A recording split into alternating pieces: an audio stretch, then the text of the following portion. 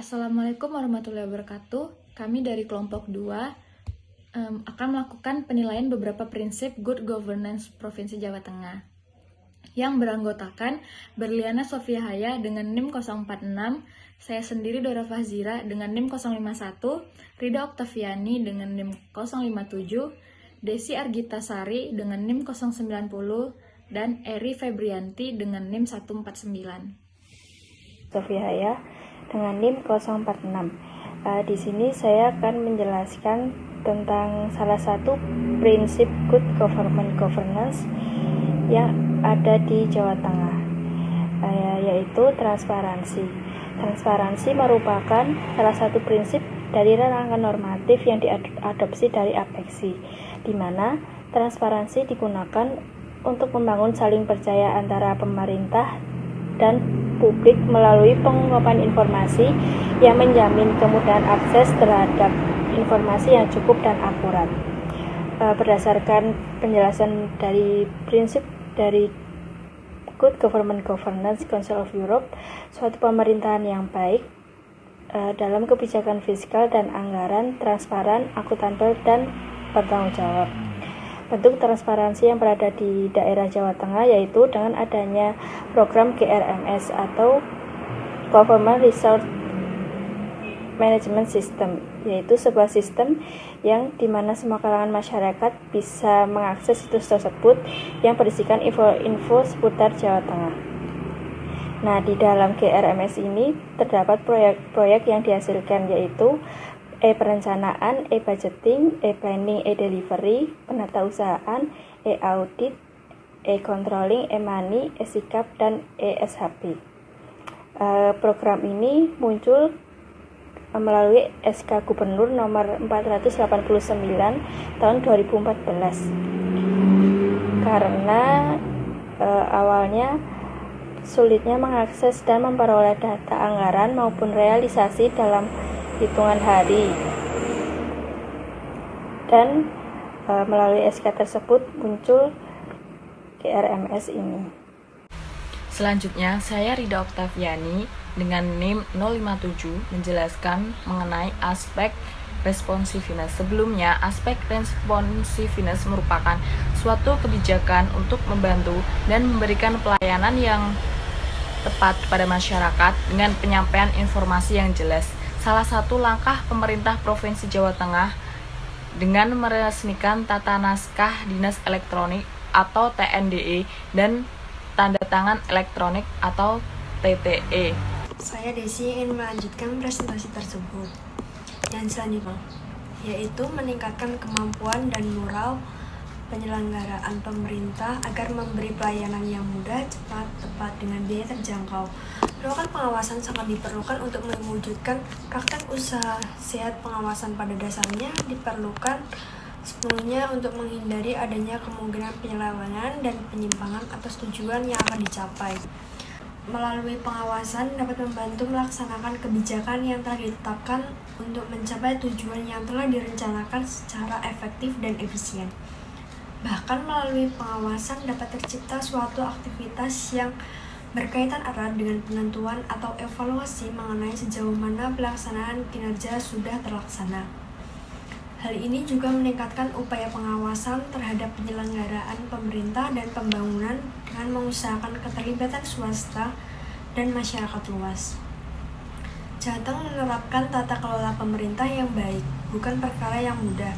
Ada proses panjang yang dilakukan tentunya dengan dukungan semua instansi terkait masyarakat terhadap peningkatan usaha supervisi dalam operasi pemerintahan serta menguatkan sistem pengawasan.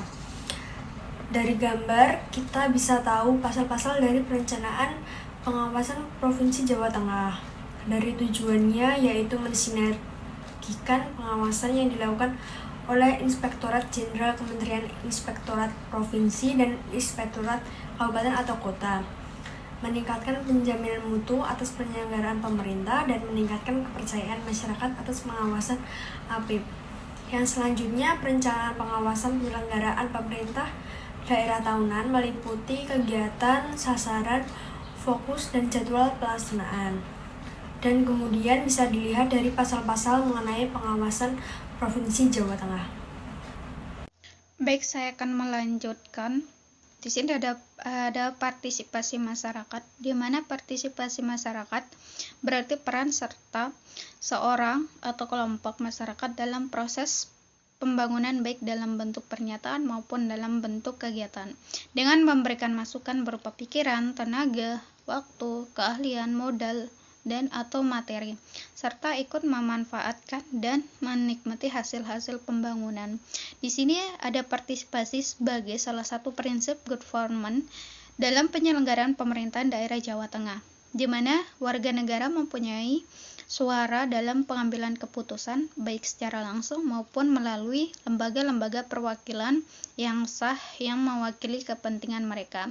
Di sini ada secara konkret atau operasional, ini dapat diamati melalui beberapa komponen sebagai berikut. Yang pertama adalah adanya ruang partisipasi dalam lembaga politik dan sosial kemasyarakatan dalam pelaksanaan pemerintahan serta penentuan keputusan publik.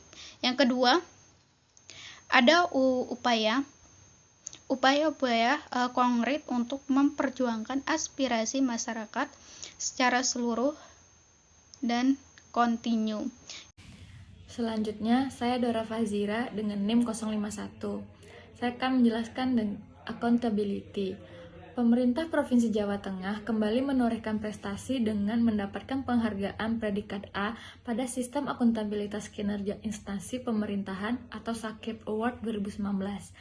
Penghargaan diberikan langsung oleh Menteri Pendayagunaan Aparatur Negara dan Reformasi Birokrasi RI, Cahyo Kumolo, di Ballroom Hotel Tentrem, Yogyakarta, Senin 24 bulan 2 2020. Provinsi yang dipimpin Gubernur Ganjar Pranowo itu mengalami kenaikan nilai dari 2018 lalu, yakni perencanaan kerja dari 26,38 menjadi 26,77, pengukuran kinerja 19,87 menjadi 20,50, pelaporan kinerja dari 11,68 naik menjadi 11,99, capaian kinerja dari nilai 13,99 naik menjadi 14,04.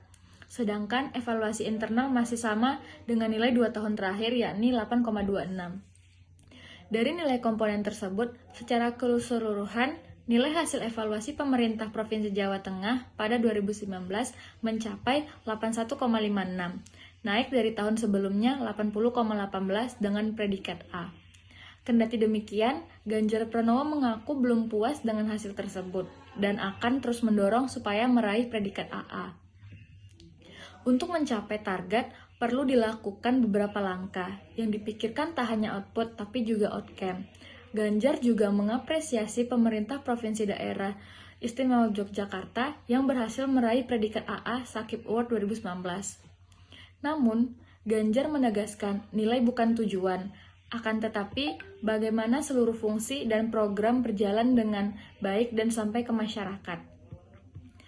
Sementara itu, Menteri Pendayagunaan Aparatur Negara dan Reformasi Birokrasi Cahyo Kumolo menuturkan, pemberian SAKIP Award tersebut menjadi bagian dari reformasi birokrasi.